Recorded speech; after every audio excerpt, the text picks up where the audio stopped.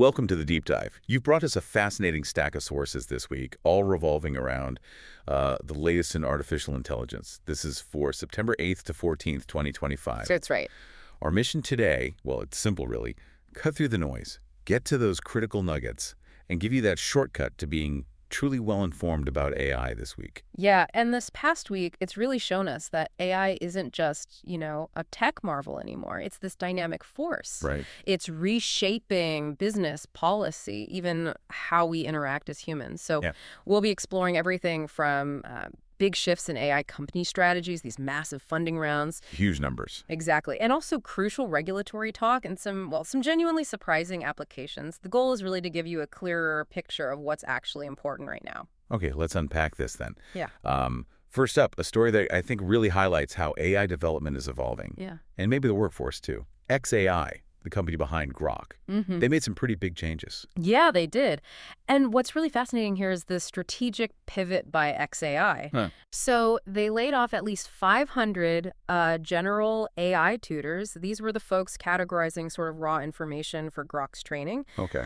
But it wasn't just downsizing. They simultaneously announced plans to surge their specialist AI tutors group by, wait for it, 10 times. 10x. Wow, and they're focusing on gathering really high-quality inputs, things like specific audio recordings, video sessions. Right. And this move, it followed some high-profile departures. Their CFO left, and it happened just, 2 months after the Grok 4 model launched back in July? So this isn't just about cutting costs, then, is it? It feels more like a deliberate shift towards maybe more specialized data, more efficient curation. I think that's exactly it. Is the big takeaway that quality is really starting to trump quantity for training these big models? Precisely, yeah.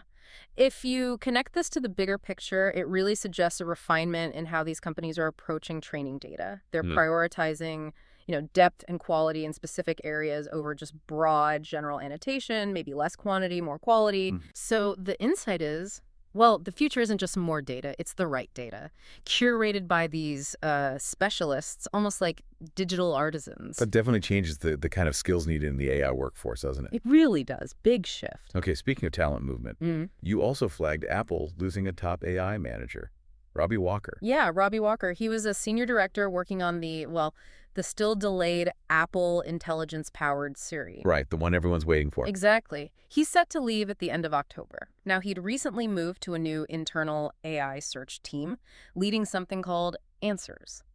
So what does his leaving signal? Is it just the intense competition for talent? I think it really highlights that, yeah. The competition for top AI talent is just fierce, even for Apple. His departure, it comes after this internal talk where he apparently compared the unfinished Siri to a record-setting swim that didn't quite reach the shore. Ouch. Yeah. And while his team size was reduced after his move to Answers, the project itself, that AI search initiative, it seems to be still on track for 2026. So individuals matter, but the strategy persists. It seems so. Top talent is mobile, but these big companies, their AI goals are pretty locked in. Got it. But it's not all exits and layoffs. Yeah. OpenAI is actually investing in talent, but in a really different way. Tell us about this Grove program. Right, OpenAI's Grove program. It's actually quite a smart mentorship initiative. Okay. It's designed for about 15 tech founders, really early stage, like pre-idea, pre-seed. Very early. Very early. And for 5 weeks, they get direct mentoring from OpenAI's technical leaders, early access to new tools, new models, plus in-person workshops at their HQ in San Francisco. Sounds valuable. It is, but here's the strategic bit. Yeah. After the 5 weeks, these founders can keep working internally with OpenAI. It fosters a potentially much longer relationship. So it's nurturing the ecosystem. Exactly. Nurturing the next wave, yes, but also, it's a pipeline. Potential collaborators, partners, maybe even acquisitions down the line for OpenAI. A strategic investment in the future talent pool. Makes sense. Okay, now, let's talk money. Because this is where things get, really interesting, maybe even a bit wild. The financial side of AI just keeps impressing, right? We saw some absolutely massive valuations this week. Absolutely staggering numbers. So, but, some people might look at this and think tech bubble flashbacks. What makes this AI boom different? Or should we maybe be a bit cautious? That's the multi-billion-dollar question, isn't it? And caution is always wise. Always. But the sheer utility, the potential impact of AI, It's hard to just dismiss. Right. Look at Cognition AI hitting a $10 billion valuation with new funding. Mistral AI doubled its valuation to $14 billion thanks to an ASML investment. 14 billion. $14 billion. And Nebius raised $3 billion just for AI infrastructure after a Microsoft deal. Okay. So these huge rounds, they show this deep, sustained investor confidence. It's not just hype. It's capital going directly into product development, market expansion, and crucially, the infrastructure needed. And speaking of infrastructure, it's not just the startups. Big tech is making colossal moves. Oracle and OpenAI. Yeah, that Oracle deal, a massive $300 billion cloud agreement with OpenAI. 300 billion. It just screams volumes about the scaling challenge in AI, right? The unbelievable amount of compute power and infrastructure these models need. Oracle and Larry Ellison, they're clearly positioning themselves as a key provider here, cashing in, basically. So the infrastructure race is just as critical as the model race itself. Absolutely. Maybe even more critical in some ways right now. It's like the picks and shovels and the AI gold rush. Oracle's playing that game very well. Okay, another interesting business move. Tether. Big name in stablecoins. They're making a significant push into the U.S. market.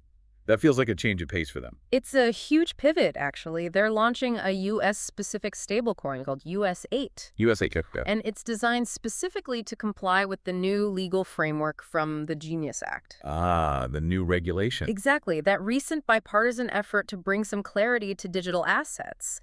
This USAT project, it's led by Bo Hines, former White House digital assets official, interestingly. Oh, interesting hire. Yeah. Issued by Anchorage Digital, launching by year-end, and based in Charlotte, North Carolina. So Tether, which mostly avoided the U.S. before, is now jumping in because there's clearer regulation. That seems to be the main insight here. Regulatory clarity, even if it's still developing, can unlock massive new market opportunities. It's changing their whole global strategy. But not all business models are quite so straightforward. You flagged a story about AnySphere's cursor coding assistant raises some tricky questions about data and ethics. Yeah, this one's definitely a tightrope walk. AnySphere, the company behind Cursor. The coding assistant, right. Right. They're reportedly considering selling or licensing data about how engineers use their tools. Selling user data. Data on how it's used. And crucially, selling it to AI model makers, including potentially direct competitors like OpenAI, xAI, Anthropic for their model training. Wow, okay. But what about their privacy policy? Well, that's the rub. Their policy explicitly states they won't train on user data without explicit consent. So exploring this is happening despite that policy. The rationale seems to be offsetting the massive costs of running these AI models. Reports say they're facing, quote, dismal unit economics. Meaning it costs more to run than they make per user. Pretty much. So it raises that really tough question for you listening and for the industry. Yeah. Where's the line between a company's financial survival and, well, fundamental user privacy in this AI age? That tension isn't going away, is it? Data as the new oil. Exactly. It's only going to intensify. Okay, so with all this happening, the money, the data issues, what does it mean for the rules of the road? Right. Regulation, ethics, even global competition. Let's start with something sensitive. Child safety. Yeah, there was significant focus there this week. A U.S. regulator is probing AI chatbots. Specifically how they impact kids. Kids and teens, yes. And following that, Google Gemini was actually labeled high risk for kids and teens in a new safety assessment. High risk. Yeah. So the clear insight is this rapidly growing, urgent focus on deploying AI ethically, especially for vulnerable groups. Safeguards aren't optional anymore. They're essential. And legislatively, here in the U.S., there seems to be movement, but maybe some disagreement too. How to regulate and promote AI. Absolutely. It's a balancing act. We saw NVIDIA, the chip giant, they criticized a proposed U.S. bill, the GAIN AI Act. This bill wants to give American buyers first dibs on AI GPUs before they're sold overseas. Controlling the hardware. Right. Highlighting that tension between domestic focus and the global market. Then there's talk about when Congress should step in over state AI laws, learning from past tech rollouts. Okay. And you also have things like the Cruise AI Policy Framework and the Sandbox Act being pushed as ways to ensure American AI leadership focusing on innovation. So it's a mix of wanting to boost innovation, but also control strategic resources. That's the core tension, yeah. Accelerate, control, compete, and try to set ethical boundaries all at once. It's complex. And it's definitely not just a domestic issue. The international stage is really heating up. Talk of power blocks in AI. Oh, absolutely. Intense discussions about, the USA, China, Europe forming these competitive blocks in AI. And Europe's strategy. Well, Europe hopes to really join the race, leveraging its new supercomputer, Jupiter. But there's also this interesting perspective coming out of Europe Yes. that they don't necessarily have to just chase large language models like everyone else. They could focus elsewhere, maybe specialized industrial AI or ethical AI leadership. A different path. Diversification as a strategy. Exactly. It shows the huge geopolitical stakes. Nations are trying different angles, hardware control, unique development niches to secure their future in AI. And then, just when you think you've heard it all, Albania, appointing the world's first AI-generated minister. Yeah, that one definitely turned heads. It's surreal, isn't it? It really is. Yeah. What does that even signify? Well, the full role isn't crystal clear from the reports yet, but the act itself, it signals a potential shift in how nations might think about governance, about public service in an AI future. It certainly sparks conversation. Oh, absolutely. It raises immediate questions about AI and official government roles, the boundaries, what political representation even means in that context. It's provocative. Shows some places are willing to experiment in ways we might have thought were pure sci-fi just years ago. Okay, finally, let's shift to some of the incredible ways AI is actually being applied. And maybe what it makes us think about ourselves. What caught your eye this week? The breadth is just striking. You've got Mundi launching Juice AI2 for legal research, combining agentic reasoning with research control. That could really change things for lawyers. Specialized tools. Very specialized. Then Oracle unveiled an AI Center of Excellence specifically for healthcare, trying to maximize AI value across clinical, operational, financial workflows. So real-world impact in critical sectors. Exactly. And even on a personal level, the FDA approved an Apple Watch feature for hypertension alerts. AI is getting deeply embedded in critical areas. And it's not just practical stuff. Yeah.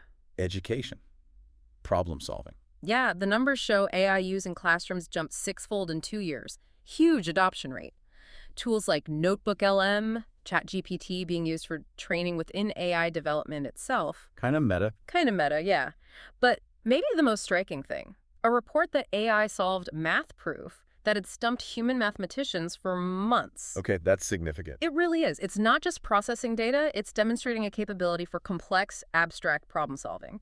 Previously, we thought that was purely human territory. It challenges our assumptions about intelligence itself. Wow. And we also saw, what was it, a startup making 3,000 AI podcasts weekly. 3,000 weekly. Yes, I can barely keep up with my feed now. Tell me about it. And consumers using AI more for shopping, China's R1 robot challenging Tesla's Optimus. It really feels like it's seeping into everywhere. It does, from content to commerce to actual robots. It's ubiquitous.